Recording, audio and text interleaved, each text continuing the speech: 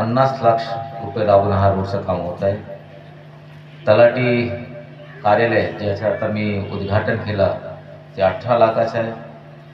95-5 pure ब्लॉकमध्ये 10 लक्ष आहे. राम कोल्हापूर येथे एकनाथ सरकारी घरापर्यंत अंडरग्राउंड नाली लोकार्पण 7 लक्ष आहे. रामनगरमध्ये 25-15 योजनेअंतर्गत सिमेंट रस्ते 5 लक्ष आहे. श्री क्षेत्र खंडोबा माळ सभामंडपसाठी 7 लक्ष आहे आणि दलित वस्ती अंतर योजनेत 5 लक्ष, एकूण 5 कोटीपेक्षा जास्त उद्घाटन आणि लोकार्पण झालेलं आहे. आपल्या या मतदारसंघात एकूण 72 गाव आहेत, तांडे आणि मोठे गाव धरून, आणि एकूण 24 तलाठी कार्यालय पण मंजूर करून आणले आणि 3 कोटीपेक्षा जास्त रुपये त्याला लागणार आहे. त्या 24मध्ये 20 गोपालराव मंजूर झालेले आहे, म्हणजे कंप्लीट झालेले आहे, फक्त जाऊन रिबीन कापायचे आहे. बाकी 3 प्रगतीपथावर आहे. तलाठी कार्यालय करण्याचा मागचा उद्देश असा आहे की तलाठी गावात राहायला पाहिजे, तलाठी ऑफिसमध्ये बसला पाहिजे. जर तलाठी गावात नसेल तर आपण काही करू शकत नाही. जन्म दाखला असेल, संजय निराधारची असेल, जे असेल, जे आपल्याला जे सर्वसामान्यांना ज्या गव्हर्नमेंटची योजना राबण्यासाठी जी व्यवस्था लागते त्यासाठी तलाठी गावात राहिलं पाहिजे.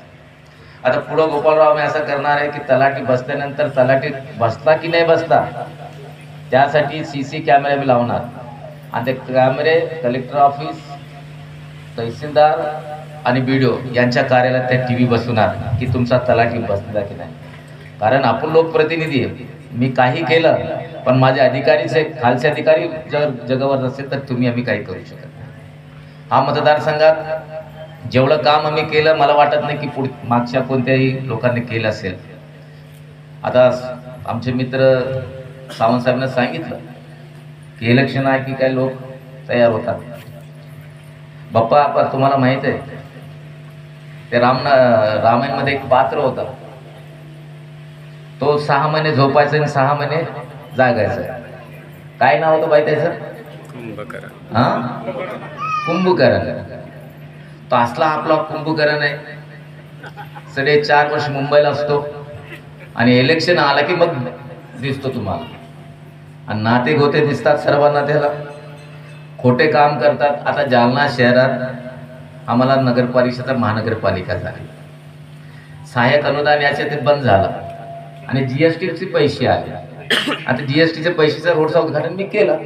लोकप्रतिनिधी आहे, मी करावं तर माझा अधिकार आहे, दुसऱ्या कोणाचं नाही आहे.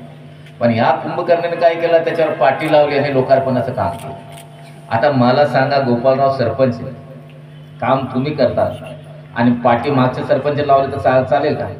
होतं असं? कधी होतं का? असं चालेल. म्हणजे फक्त निवडणूक डोळ्यासमोर ठेवून मी हे आणलं, ते आणलं, ते आणलं. अरे अशोक चव्हाण या खात्याचा मंत्री असताना आपण ग्रामीण विभागाचे एकूण 90 कोटीचे काम हातात घेतलं लोकांना. आणि त्या 90 कोटी मग सत्ता चेंज झाली, नवीन सरकार आलं आणि ती महायुतीच्या सरकारने त्याच्यावर स्थगिती आणली. मी कोर्टात गेला आणि कोर्टात जाऊन बाप्पा मी आणलं ते. कोर्टाने आदेश दिला मला, माझा वकील, माझे पैसे, माझे सर्व. गोपालराव तुम्ही पण वकील आहे. हायकोर्टात जाऊन मी आणलं. आपले जक्कलवार साहेब वकील होते. आणि जेव्हा गव्हर्नमेंटने ते मला दिलं, हे आपला कुंभकर्ण म्हणतात मी स्टे आणलं. मी आता मला सांगा, पैसे माझे, वकीलपत्र माझा, वकील माझा, मग असं होतं कधी? तर काहीच सटाके मारायचं, डेव्हलपमेंट तर करायचं नाही. जे ऐकत नाही त्याच्यावर खोटे गुन्हे दाखल करायचे, लोकांना तडीपार करायचे, धावसा द्यायचे, धमक्या द्यायचे. बाबा मी कित्येक वर्षापासून राजकारणात, मी कोणत्याही कार्यकर्त्याला खोटे गुन्हे दाखल केलेले आहेत, धमकीचं काम केलेलं आहे. गाडी साळेगावचे आपले डोळमकर वगैरे आहेत, जेव्हा हे शिवसेना एकत्रित असताना शिवसेनाचे सन्मान्य उद्धव ठाकरे यांना येऊन यांना आणून त्या घारे साळेचा गावचं रोडचं उद्घाटन केलं गोपालराव त्यांनी.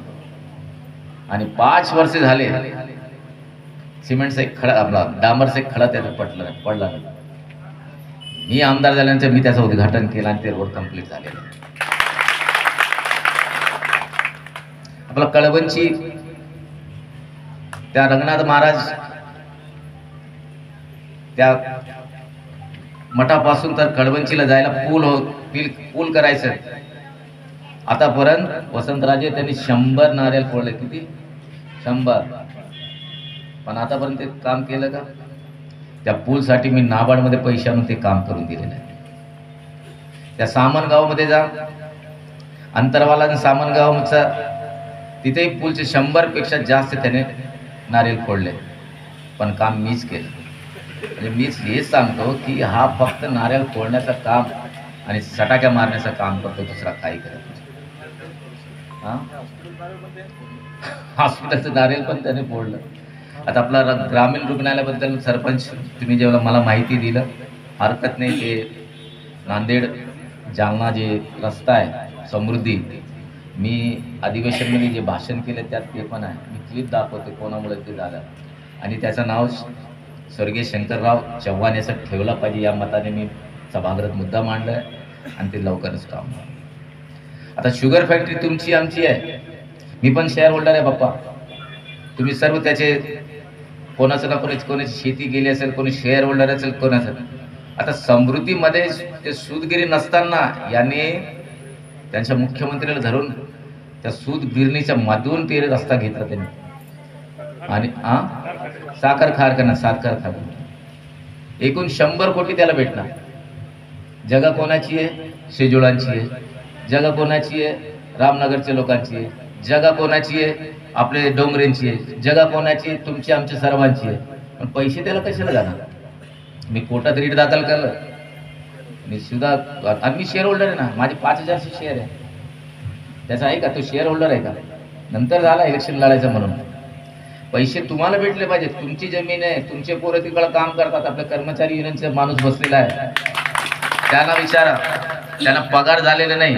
आमच्या मध्यवर्ती बँकचं लोन तुमच्यावर आहे, बरोबर आहे की नाही? आमचे हे की जर 100 कोटी आले तर अगोदर कर्मचाऱ्यांचे, शेअर होल्डरचे आणि ज्या शेतकऱ्याने त्याला जमीन दिलेली त्याला ते पैसे झाले पाहिजे, दुसऱ्याला कोणाला नाही पाहिजे. आयता बिलावर नागोबा ऐकला तसं झालेलं आहे. म्हणजे साखर कारखान्यामध्ये साखर तयार होतो. साखर कारखान्यामध्ये डाळिंब येतो का? अंगूर येतो का? असा प्रयोग त्याने करून घेतलेला आहे. त्यांना माहित होतं की हे रस्ता समृद्धीमध्ये जाणार आहे. आम्ही गेलो कोर्टात, स्पष्ट सांगतो, काही घाबरत नाही कोणाला. नाही, तुमच्यासाठी पैसे आले तर तुम्हाला भेटले पाहिजे, मला नाही को काही. माझे 5000 शेअर घेऊन नको, हे तुमच्यासाठी मी करणार आहे.